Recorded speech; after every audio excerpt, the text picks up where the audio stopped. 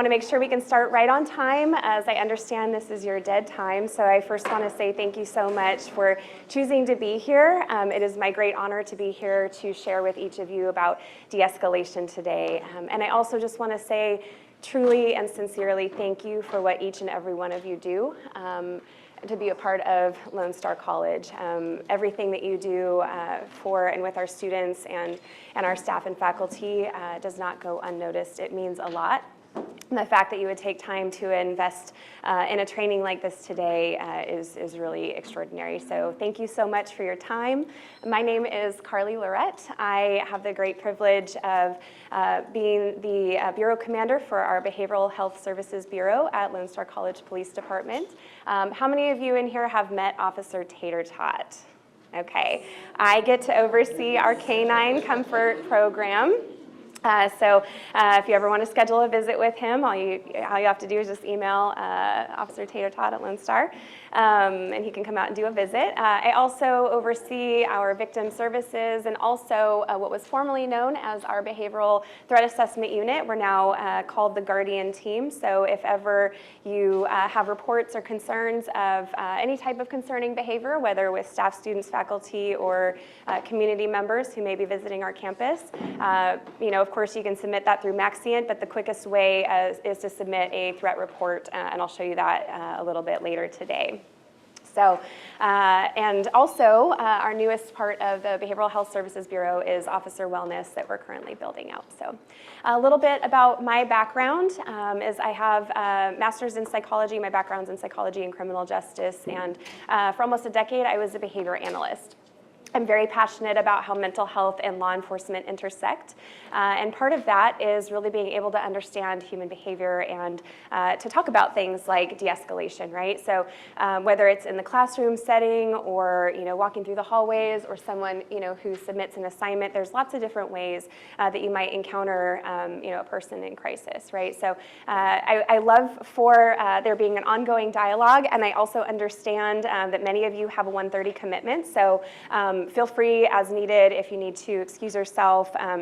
Please do so, I understand. And I'll try to leave a little bit of room for questions in the very end. And also, some of the content that we'll be talking about today may be disturbing to people. We are talking about some crisis situations, and I will mention there is a video in the end. It's not graphic, but it does depict an actual shooting. So if you need to excuse yourself, please care for your own mental health and well-being. So feel free to, excuse yourself if need be. Also, it does not bother me if you need to stand up and move around. Okay.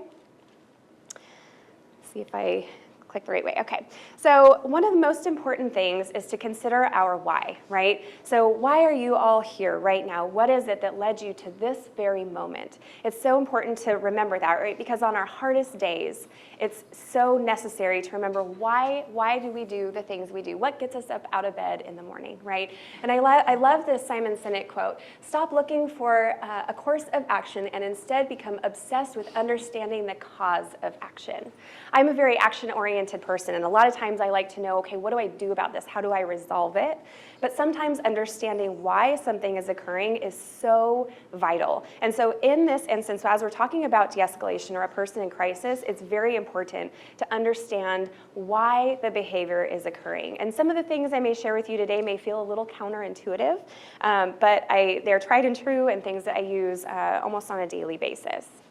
And so you're probably wondering why I have these pictures up here, but I want to share with you a little bit about my why. So the little 3-year-old me you see here, next to my mom and my birthday cake, had this dream of being a profiler with the FBI. So my dad, as you can see, was an officer with South Lake Tahoe PD, and as a little girl, I always believed I was helping him solve his cases, right? He would come home and share the details, and I thought for sure I was really helping him on those leads. But I learned from an early age. My mom was also a special education teacher, so you can see I'm an amalgam of both of them, right?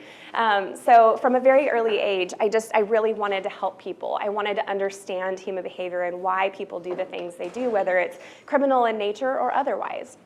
And so I'm really grateful to have that upbringing and to have that exposure to both sides, and so have the great opportunity to be here in this role with you all now. So one of the things I like to share is that we are all capable of experiencing crisis. None of us are exempt from it, right?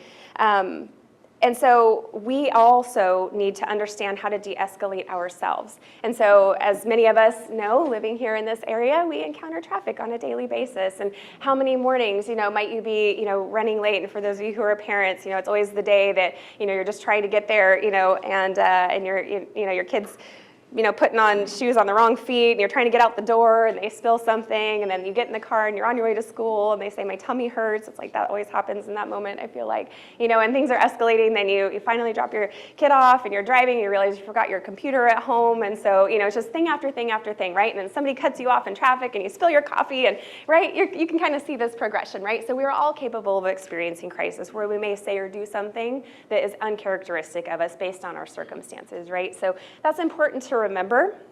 And also it helps us have compassion sometimes and empathy rather for the people that we encounter who may be in crisis. So when a person is acting out, it's important to understand what the cause of their behavior is. So really to understand that causal relationship. So this is the key to preventing that behavior from escalating or recurring. Because so often when we're in that state, what do you think it is that we want somebody to do when we're expressing how we feel? Listen, right? We want to be heard. And how often have you seen somebody, whether it's a customer service representative or something, who just keeps shutting the person down and keep, getting to the practical thing? And does that help the situation? No, it doesn't. And so the things we'll talk about today are very practical ways to help somebody de-escalate. And so we're really creating an environment for someone to de-escalate, because I can't make someone de-escalate, right? So what we're doing is creating space for that person to self-regulate. But there's also a co-regulation rather, where we are also needing to regulate ourselves, right? Because we all have life experiences, and the things that may be happening in front of us could be triggering to us as well. So we'll talk about that as also as we go through this. So if a person is dysregulated, it's important to recognize how sometimes that makes us feel, but also to establish a connection with that person. It's not natural for us to want to do that for someone who may be yelling or engaging in these types of aberrant behaviors, right? But we'll talk a little bit more about that. So one of the great ways to establish connection is to learn someone's name and use it often, right? So very often when I encounter a person in crisis, my very first question is asking their name, or if I already know their name, asking permission to call them by that name, right? So some people have a nickname or they prefer to be called by their last name. And so I ask for their name. And I also introduce myself as Carly, because if I tell them, well, especially with the former name of our unit, I'm from the Behavioral Threat Assessment Unit.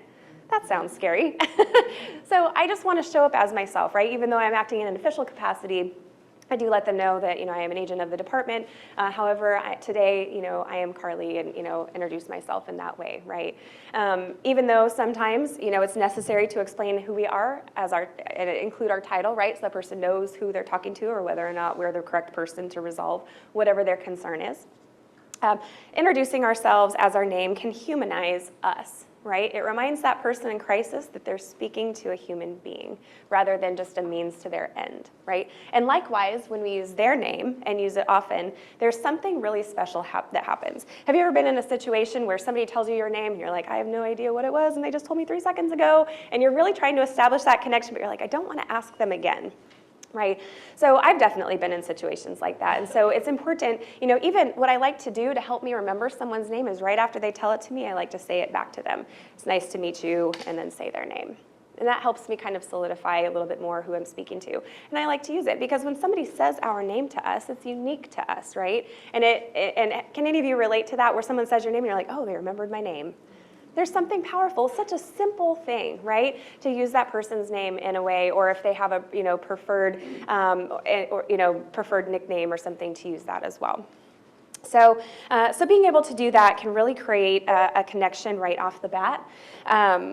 And so there's always something, there's an antecedent condition that causes the person to begin to escalate. There's something, right? Something that has caused this behavior to begin to occur. So some of the scenarios I imagine you may encounter are people owing money or payment disputes. I get to do this training also for financial aid because I feel like they take the brunt of a lot of angry people, right, in crisis. Students that might be upset about something a professor or student said or did. We see actually a significant increase in reporting around finals, right, because students are getting, yeah, you all know, because you're the recipients of that, right, a lot of student referrals, disagreeing with their grade or whatever. So are there any other situations that you've experienced a person in crisis? How many of you have ever experienced a person in crisis? Okay, yeah, okay. So yeah, it may look different. It might be a situation in the hallway. It might be, any number of things, or somebody upset, about the grade that they received or how something was handled. And so, do I have any Taylor Swift fans out there? Any Swifties? Okay, all right. So I like cue the Taylor Swift song. You need to calm down. I'm not going to sing for you, but I like to use this. Telling someone to calm down worked well. Said no one ever. Right. So often we like to sometimes give commands to people, right, or if they're escalating. But how many of you have ever told somebody to calm down and it worked well for you? Yeah, me either.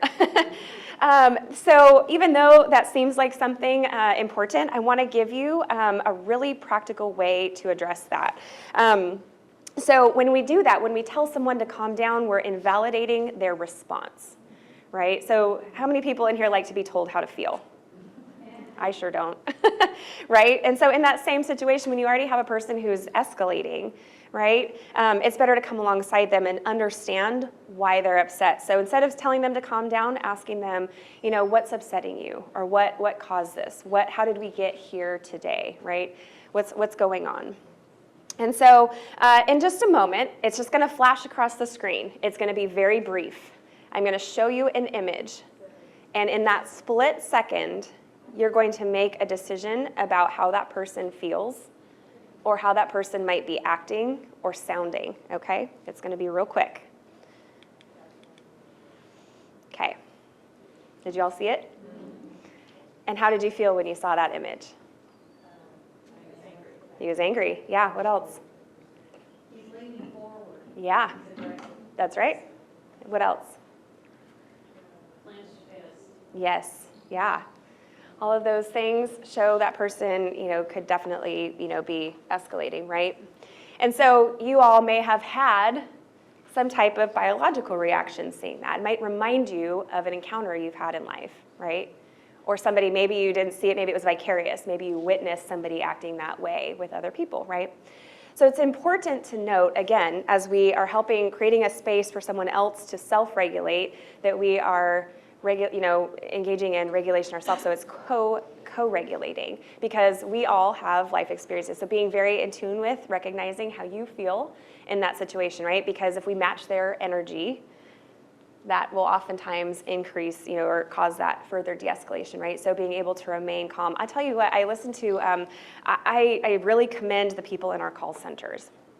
I listened to a call from a very angry student, and this person deserves a raise. I mean, they handled it with such professionalism, and this person was absolutely irrational, cussing them out, just saying really awful, horrible things. And this person responded with the utmost tact, respect, and professionalism. And that's exactly an example of how to handle somebody who's escalating. Address the concern at hand, maintain cool, calm, and collected the whole time.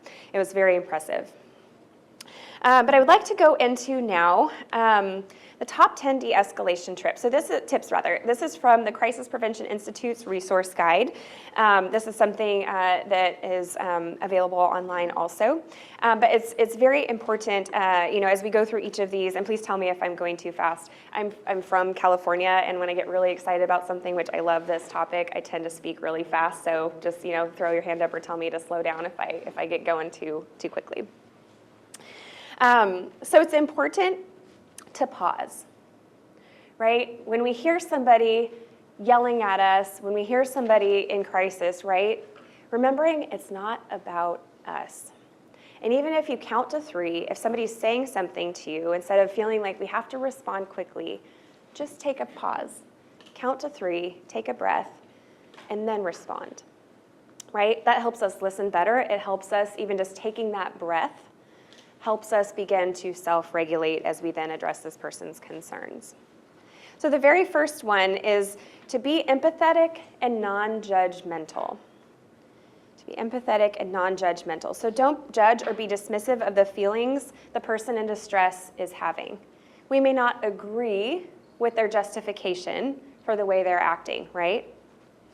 But remember that their feelings are very real to them, whether you think they're justified or not. So respect those feelings, keeping in mind that whatever the person is going through could be the most important thing they're experiencing in their life in that moment.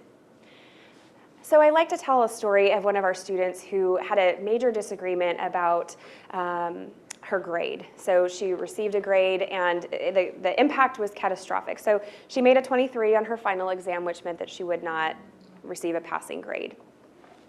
And so this person left over 50 sent 50 emails in rapid succession to their professor, some of which including very disturbing videos, and no threats to life were made, but some other threats regarding her family and things were made over the course of these 50 emails.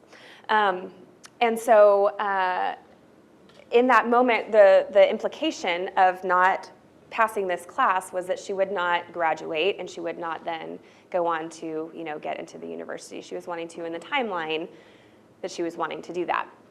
And so that was the most important thing happening in her life. Now, she did not handle it appropriately, but we recognized very quickly, of course, that this was the most important thing happening in her life, right?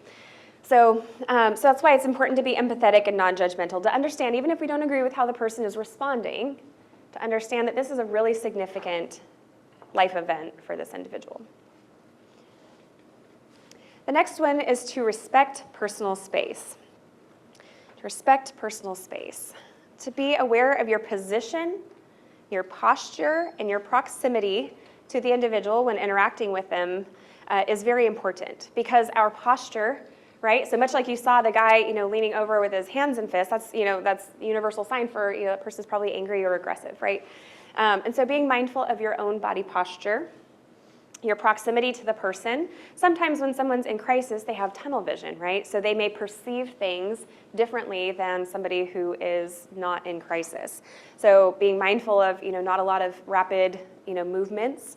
I also do this training with our officers. So all of our officers here at Lone Star have gone through this same training. So it's important to be mindful of, if you're reaching for something, or even your proximity can be if you're reaching for something that may be moving closer to the person. Say there's something on your desk and they're sitting across the desk, even reaching for that could be almost reaching into their space. So sometimes, if you've ever, do I have any people who are therapists in here, or by trade, anyone? So one of the things I learned from some of my therapist friends is they'll oftentimes, ask somebody, may I hand you a tissue, right? Instead of just doing it, right? Because one, they don't want to shut down the person's feelings, but then they also, by doing so, would then reach into that person's space. Or if the person drops something, asking, may I pick that up for you, right? Just being mindful of, you may be entering into their space. So being mindful of your proximity. And then also your position in regard to them. So by allowing personal space, it shows respect, keeps you safer, and tends to decrease the person's anxiety. So if you must, again, enter someone's space to provide care for some reason, just actually say or ask the person permission, or ask them, or tell them rather what you're doing, so that way they're less frightened. The next one is to use non-threatening nonverbals. Use non-threatening nonverbals. So the more a person is in distress, the less they're going to hear your words, right? They're going to notice how you're showing up instead. So being mindful of your gestures, right? So I like to talk with my hands a lot, so I have to be very mindful of that when I'm speaking with a person in crisis. Your facial expressions. I have a friend who one time, apparently I was in a meeting and I didn't quite agree with what was being said, and she very kindly sent me a text message that said, "Fix your face." I was like, got it. Apparently you could just see it all over my face, right? So I had to be mindful of my facial expressions. And then also be aware of your movements and your tone of voice, right? So I'm sure all of you are well accustomed to, if somebody's, continuing to escalate, just lower your voice. Lower your tone, lower your pace. And oftentimes that person will come down to you instead of you matching where they are, right? And then just being able to do that can really, and having a neutral body language can go a long way. So what they also teach us with the Crisis Prevention Institute is a neutral body posture. So if you're standing like this, right, so I'm not squared off and open palms, you know, for somebody to be able to see your palms, that's a universal a way to convey trust. So being able to do that can often convey just a very neutral body posture, right? Versus like if I'm standing there like this, it's quite different, or if I have my arms crossed or things, right? So being very mindful of your body posture. And then also, there are times, of course, where it's appropriate to smile, right? So sometimes just smiling, you know, of course, appropriately, you know, as somebody's kind of talking. So sometimes what happens is in the behavior cycle, as somebody's in crisis, once they get past that peak and they kind of come back down, sometimes they feel embarrassed, right? And they go, oh, I showed up and I was just so ridiculous, you know, I'm so sorry, you know, and then they kind of want to laugh it off. So you can kind of, you know, that's a good moment, right? But when they're in crisis, not a good time to smile, right? Because then they might feel like, what? You might feel like you're laughing at them, right? Yeah, so, you know, I have to always qualify that, you know, just be mindful of when that happens. But sometimes even the warmth of a smile can really go a long way, right? So how you're showing up, your calm behavior. I've had that happen sometimes where a person's in crisis, and when I remain calm, they actually share with me, you being so calm actually helped me calm down, right? And so, but that takes practice, you know, and it isn't comfortable for any of us. None of us want to be face to face, you know, with somebody who, you know, might be in crisis that way. But again, slow it down. Just to be able to slow down your, you know, pace is really important. So I have a lot of book recommendations that you'll hear me share throughout this. But has anybody in here read the book Never Split the Difference by Chris Voss? It's a really good one. So he's a former FBI hostage negotiator, and he has a lot of very practical tips. So it's called Never Split the Difference by Chris Voss. I recommend everybody read it. It's a very practical read. He helps negotiate things. Everything in life, you know, can be a negotiation, whether you're, you know, trying to get your kids out the door again in the morning, or, you know, just navigating life, right? So he's got really practical things. But he has a couple tips that he talks about. He talked 3 different tones that he uses when he's actually when he was doing negotiation. One of which is the late night DJ voice. I'm sure you can all, like, I won't demonstrate, but I'm sure you can all picture, you know, the slow jams, you know, kind of late night DJ voice, right? There's something to be said about that when you sort of lower your tone, right? And the late night DJ is just real kind of slow, even keel. And so that's a great place to start, is using your late night DJ voice. The next one is to be positive and playful, right? So there's a time and place for being positive and playful. And the third one is to be direct and assertive, right? So, of course, if somebody is invading your space, you be direct and assertive, right? You tell them, I need you to back up, right? Very different whether they're in crisis or not, right? They need to respect your space. Or if they're doing something and you need to be direct and assertive so that they understand that that's not acceptable, then that's the time and place to do it, right? And then, do I have any Star Wars fans in here? Any? Okay. So I'm going to teach you what feels like a Jedi mind trick.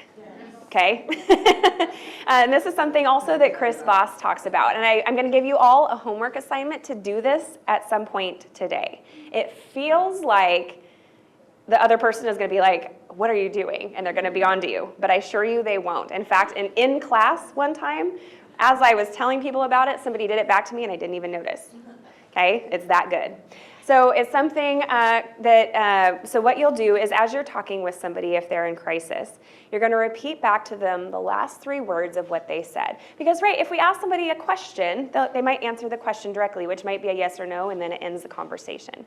So, for example, if I was telling you, oh my gosh, I found this new flavor of sparkling water. It's this mango flavor, and it's so good. What somebody might say back to me to continue the conversation is, it's so good. That's all you have to do. Yeah, it's so good. I found it at HEB, and you know it comes in these glass bottles, and and you just keep them, because the more you can learn and the more you keep talking, right? Instead of just saying, oh, where did you buy that? HEB. You know, oh, have you ever tried it before? Right? So if you just do that, it gives them the freedom to choose where the conversation goes, right? You can do your follow-up questions later. So homework assignment, do that, and see how often, and you can keep doing it. It's so natural.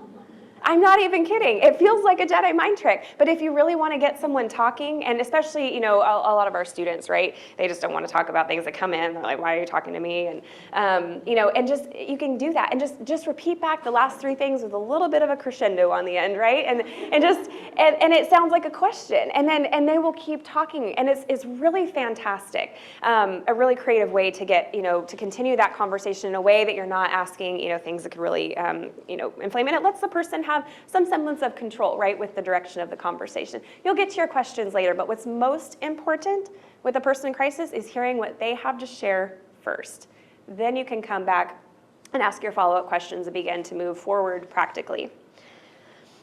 Number 4 is to avoid overreacting.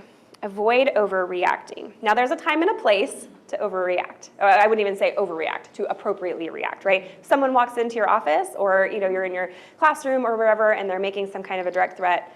We'll talk about that in a minute. But generally, if someone's just coming in and they're upset about something, avoid overreacting. So keeping your emotional brain in check. Remember to remain calm, rational, and professional. While you can't control the person's behavior, how you respond to their behavior is within your scope of control, and also may have a direct effect on whether the situation escalates or diffuses. So maybe, come up with some kind of a mantra to yourself, right? That in that moment, like mine is, I have to remind myself it's not about me, or it's not personal, right? Because sometimes somebody might come to me and say something, and I have to say it's not personal.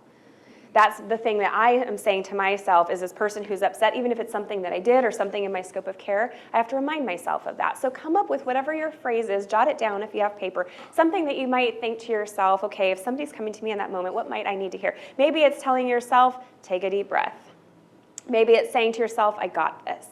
Or it's going to be okay, or I can handle this, right? Whatever that positive affirmation is. And it seems silly, but I assure you in the moment, it's a really helpful thing to just have in your toolbox to just tell yourself while you're taking that 3-second pause to just say, it's not about me, or whatever the case may be, okay? And this isn't just with students, of course. This can be with interactions with other staff or faculty members, right? It could be with literally anybody. It could be at the grocery store. And just remember again, it's not personal, and we are responding, not reacting. So that's the discrimination there, right? So the difference between responding and reacting. So we're responding to the thing occurring in front of us, not reacting. Okay.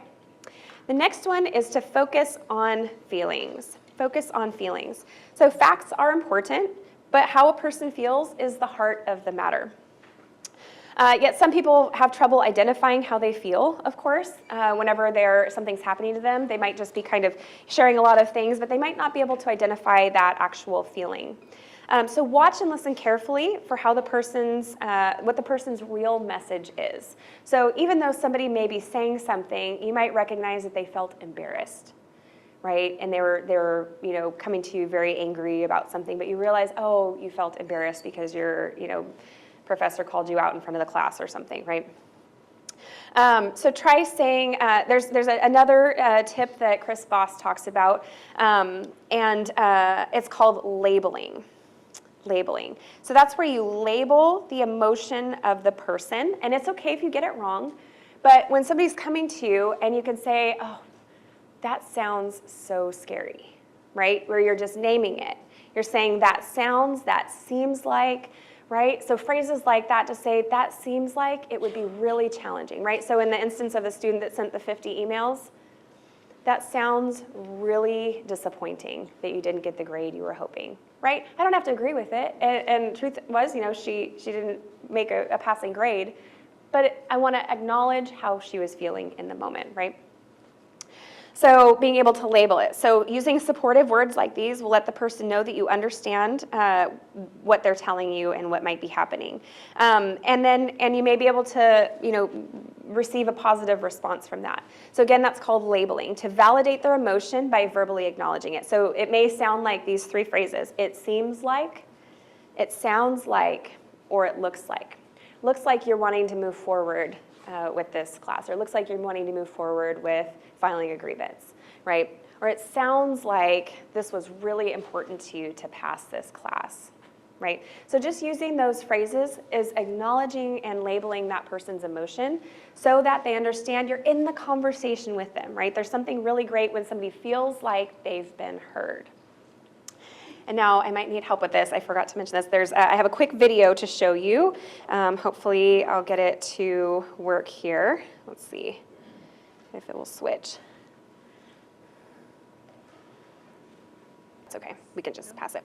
But so the video that I was going to show, so it's a couple, and she starts out, she goes, gosh, there's just this like aching pain in my head, and and she kind of is sharing, he's there, and then she turns and she's got a nail right in her forehead. Has anybody seen that? Yeah. So she's got a nail right in her forehead, and then he kind of goes through it. She's like, it snags my sweaters, and he's trying to fix it, right? He's like, well, there's this like thing in your head. She's like, I just want you to listen. So he finally does that. He actually labels it. He goes, that sounds really difficult. She's like, it is, and she like melts, right? And then and she's like, gosh, and she keeps going, and then at the very end he's like, if you could just, and she's like, don't. It's really funny. So but the whole idea, right, is that sometimes, when somebody comes in crisis, again, they just want to be heard. They're not looking for a solution in the beginning. Ultimately, yes, they want the help, right, which is why they're coming to you, but they want to be heard. So if you can validate how they're feeling and create a space where they feel heard, to then say, would it be okay if we move forward together to come up with a solution, right? Then they know, okay, you've heard my circumstance, you know what I'm up against, and how can we move forward, okay? The next one is to ignore challenging questions. Ignore challenging questions. So engaging with people who ask challenging questions is rarely productive. And when a person challenges your authority, redirect their attention to the issue at hand, right? So sometimes people will do that. Our officers encounter this a lot. Somebody might challenge your authority. Well, who are you? I want to speak to your supervisor or somebody else, about this, or I want to talk to someone, who could do something else about this, right? And you're the person that is right before them and that they need to speak with. So that's why it's important to just say, I hear you saying that you want to speak with somebody else, but I am really the best person to help you in this moment. Can we agree to work on this together, right? And so redirect their attention to the issue at hand. Ignore the challenge, but not the person, okay? Bring their focus back to how you can work together to solve the problem. So using that type of language, saying, I hear you, I hear that you're wanting to speak with somebody else, but right now I am the person who's been assigned to help you with this, and I assure you I really want to help you move forward. Would you be willing to allow me to help you? Or, something of that nature, right? So that way they understand, okay, you're the person that they need to speak with. Okay, the next one is to set limits. And so as a person progresses through crisis, give them respectful, simple, and reasonable limits, right? So offer concise and respectful choices and consequences. And I'll give you one here. I'll give you a golden phrase here in just a moment. So a person who's upset might not be able to focus on everything you're saying, so be clear, speak simply, and offer the positive choice first, right? So when somebody truly is in crisis, they're not hearing everything again. Once they're at that point where they're willing to move forward with a resolution, that's great, but up until that point, they're really just wanting to, again, be heard. But there may be a point where you need to truly set a limit with them. So here's a scenario, and I love to give everyone this phrase, because if someone comes in and they're escalating, maybe they stand up, or they look like that guy, they might be slamming their fists on the desk, or, who knows what they might be doing. Here's a phrase you can use. If it gets to that point, right, so I promised you I'd give you this, of course, not to overreact, but if somebody is doing that and you feel your life safety or the safety of others is in danger, here's something, well, of course, then you call dispatch, but here's a phrase you can use before it really gets to that point. I don't want to have to call the police. Help me work this out. So you're telling them what will happen. Instead of saying, I'm going to call the cops if you don't calm down. Very different tone, right? Same message, different tone. I don't want to have to call the police. And say it just like that. I don't want to have to call the police. Help me work this out. Or can we come to an agreement together, right? Please have a seat. Let's work on this together. And so, because otherwise it could escalate, right? Now, again, if you feel your life safety is immediately in danger, bypass that, call our dispatch, okay? So that's a really great way to set the limit so that person understands that what they're doing is unacceptable and could result in campus police being involved if they don't calm down, okay? The next one is choose wisely what you insist upon. Choose wisely what you insist upon. It is important to be thoughtful in deciding which rules are negotiable and which ones are not. If you can offer the person options of flexibility, that's great. So that way you can avoid any unnecessary altercations, right? So a lot of times when a person is in crisis, they are feeling out of control. So any way that we can give them some semblance of control, right, that's a good way to do it. So again, I keep using this example just because it's most prevalent in my mind. But, you have your little kid who, is trying to pick what shoes they want to wear for the day, right? And you're like, well, they've got one, green shoe and one red shoe. And, it's like, do you have time to really negotiate that one, or are you just going to let them go to school with two different colored shoes? Sometimes you let them go to school with two different colored shoes, right? Because choose wisely what you insist upon. Is it more important that you get out the door, or, whatever? So I like to say that because I have a friend whose daughter insists upon wearing the shoes, her little Crocs, on the opposite feet. And she's like, I try to get her to change it. She's like, I don't have that fight in me. So she's like, I don't care. She can wear, her shoes on the wrong feet. It's fine. So choose wisely what you insist upon, right? Because in the moment, if you're asking the student, you might say, have a seat. And they're like, I don't want to sit there. I want to sit over there. Well, as long as it's not hurting anybody or causing an issue, okay. Right? Do they have to sit in the chair you told them to sit in? Probably not. Unless, again, there's some kind of safety issue or, something like that. Choose wisely what you insist upon, right? But if there's something else that you need them to do, then, you can say, well, yeah, in order to move forward or in order to do X, Y, Z, here are the steps necessary, okay? The next one, allow silence for reflection. Allow silence for reflection. We've all experienced awkward silences. Kind of like this one, right? It seems, even though it's a few moments, it feels awkward, but silence can really be such a gift. While it may seem counterintuitive to let moments of silence occur, sometimes that's what a person needs, right? And so we don't always have to fill the space with conversation. And sometimes that's just the best choice. So it can give a person a chance to reflect on what's happening and how they need to proceed. So silence can be a powerful communication tool. And you can use a technique by Chris Voss by simply saying the word, again, as we talked about, to prompt the person to keep speaking. So I like to tell a story of, we had one of our subjects of concern. And we do home visits as well. So, if there's something concerning, you report something to me that this person, submitted an assignment, they're an online student, they live in the area, and they talked about bringing a weapon to school. Well, after we triage that information, we will likely be at their house, before the day's end, just to make sure and do the home visit. And so we happened to be at this student's home, and there was a moment where we determined that they met the criteria for what we call an emergency detention order. So it's, hospitalization.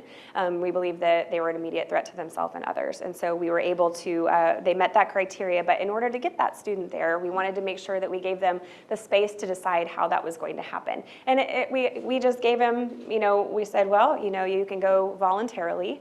And we had another county unit with us who could transport without having to handcuff the individual. We said, or, we'll have to place you in handcuffs and it would not be a voluntary transport, we would have to take you. And so we gave that person lots of time to reflect on how they were going to go. They were still going. The outcome was still the same.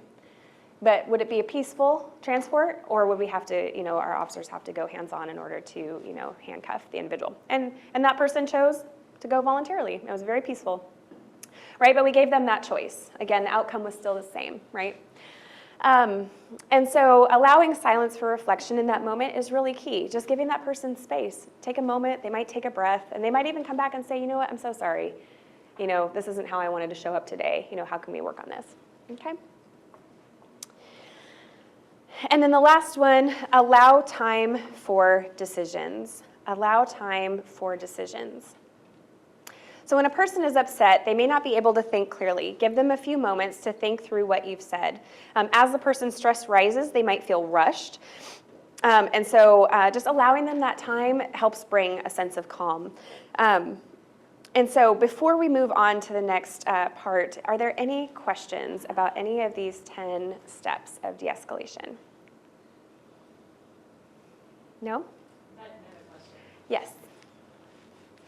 I guess if we're encountering a student or a colleague Mm-hmm. who's in distress and we're having to employ these, I know they all make sense but when I'm in the middle of something, Yeah. I'm going to act out myself. So Sure. is there any technique, am I the only one? Is there any technique to like getting myself back on track? Yeah. Because this really, I mean, it's a lot to ask of all of us in Sure. general society to have Sure. these skills.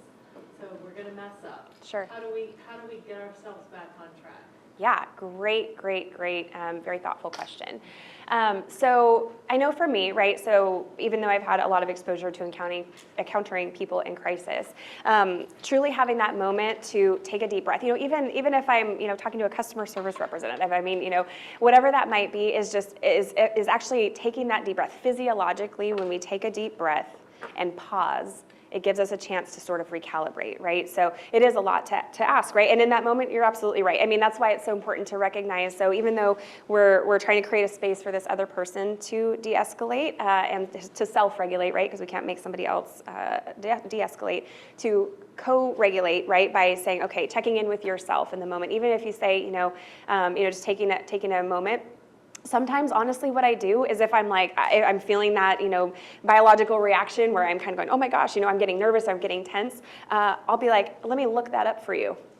I might not be looking anything up. I'm just taking a moment to kind of collect myself, right? So you can use those things or say, hey, yeah, let me check on that, and just kind of transition, as that person's sharing something.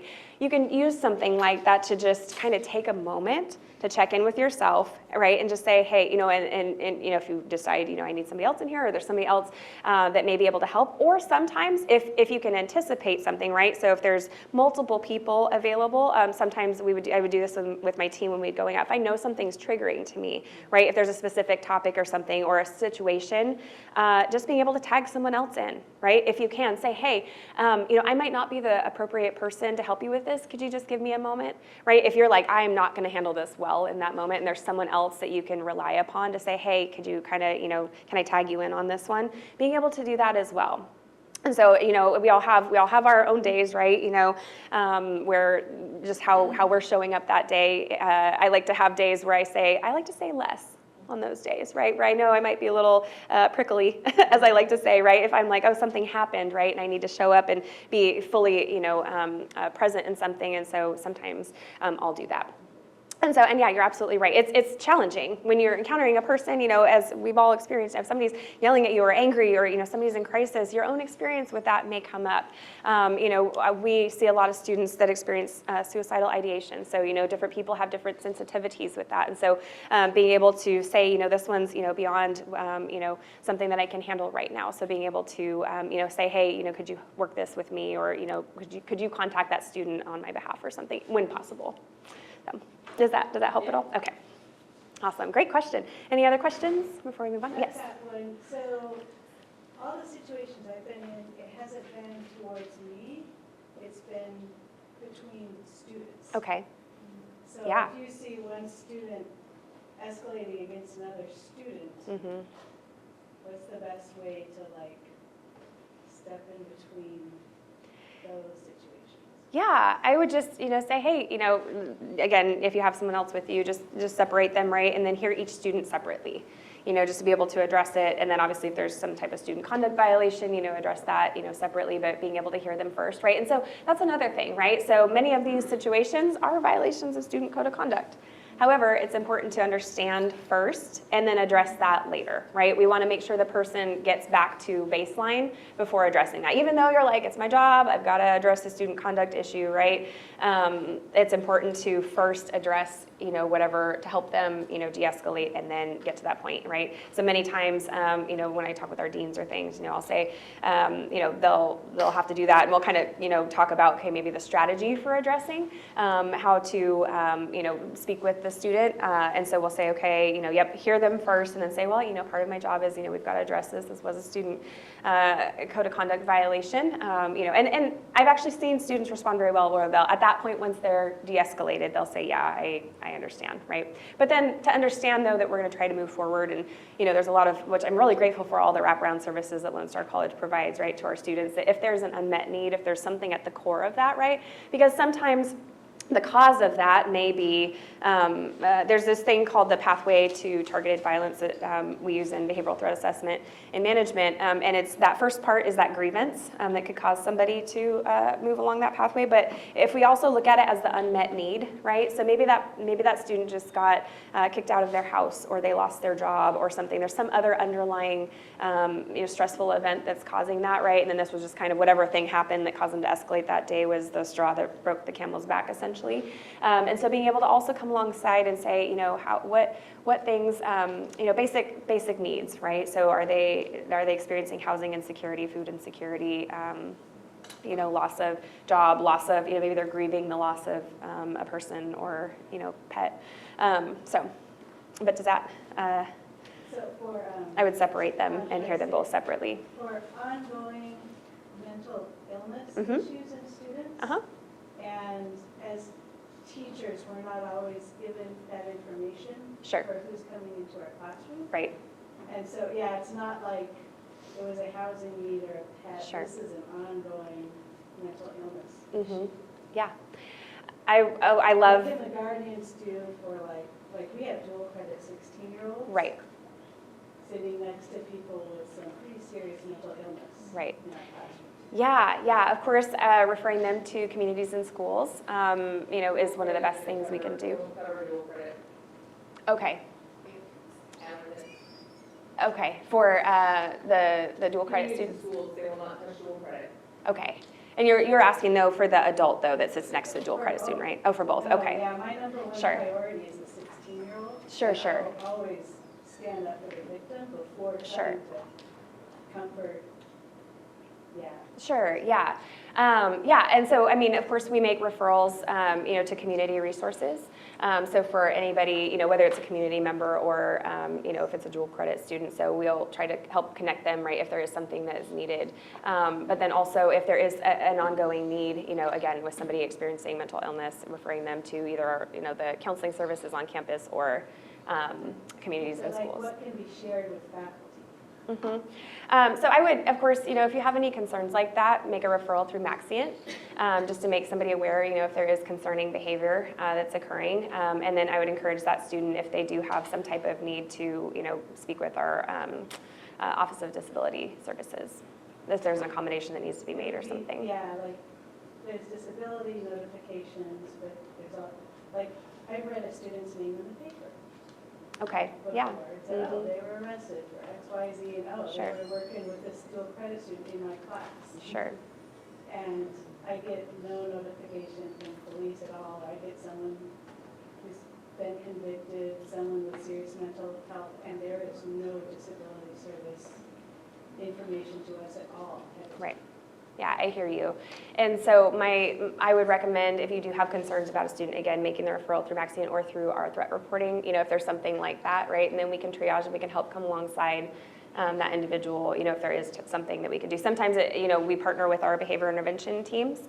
So if there's something that doesn't quite meet the criteria for the guardian team to address directly, we'll partner with them, and then the BIT can come alongside and make sure that student's getting, both students, right, can help get whatever needs met. So it's called the Guardian? Yes, yeah, and I'll put our contact information up there at the very end on how to contact the guardian team and submit reports. Okay? Yeah, great questions. Any others before we continue? I know we're getting close to the time where you all probably have to begin heading out. Let's see if I can get this. Well, let me put my information up here first. We'll go through this real quick, and then if we have time for the video, we'll do that. So if you haven't already downloaded our Safe Zone mobile app, this is the QR code to do so. I know there's some people that had some concerns about tracking and things. This is for your safety and well-being. We're not just tracking anybody, only if you trigger the check-in timer or the check-in would we have access to your location. But this is great for staff, students, and faculty. So it is free mobile app on Android and Apple. So it does have well-being assistance. It can connect anybody to 988, which also, by the way, anybody who calls 988 is not just for somebody experiencing suicidal ideation. It is for anybody, if you are a person helping someone in crisis, they also can help you. People who might be experiencing panic attacks or things, they can also call, and there's fantastic people on the other end of that line at the Harris Center that can help address those needs. If there's a medical emergency, you just press that button. Also, if you press the LSC police button, it will directly call dispatch, or if there's an emergency, you can click that as well, and then it will show your location, and then officers will be dispatched to you. So if you accidentally hit it, because some people do, when you're trying to swipe up out of the app, expect a call back. So they take it seriously, much like if you knock your phone off the thing in your classroom and you hang it back up, or you accidentally dial 911, police dispatch will call you, or they'll send officers to your location. Just to check on you to make sure you're okay. But you can see right up here at the very top the reported tip. And then also the little hamburger button up there is where you can find the threat reporting link. So there's also other reporting links in there. So if you have any types of concerns, so the Guardian team's reporting link is in there, as well as any type of crime tips and stuff. You can set a check-in timer. So if you just want the app will check in on you. And if you don't respond, then it'll dispatch officers to your location. And you can also see here, so the reported tip, and then the check-in is what I was just talking about, where you can actually check in so we can just see your location on campus. So if there was a lockdown drill or an actual lockdown, it would just show where you are on campus. Again, those things only track your location when you activate them, okay? So any questions about Safe Zone? Awesome. All right. And then here is contact information. So that's our website. So you can learn more about what to report and how to report it at the Guardian Team website. And then that is our email address. So if you want to email us directly, you can. Of course, if you don't fill out the full form, I may have a lot of questions for you if you are reporting something. And then also our 24-hour police dispatch.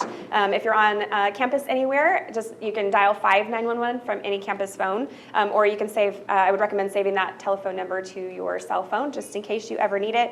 If I go back to Safe Zone also, the emergency button, this right here is a duress alarm. So I know not every space has a duress alarm built in, so you can just click that, and again, it serves as a duress alarm wherever you are. It does only work on any Lone Star College property, though, so if you're at home, please call 911 if you have any concerns of immediate threats to life. Any other questions? I want to give you all a little bit of extra space. I know you have 1:30 commitments, many of you do. Any questions, comments, concerns? Thank you. Of course. You're welcome. Thank you all. Appreciate your time.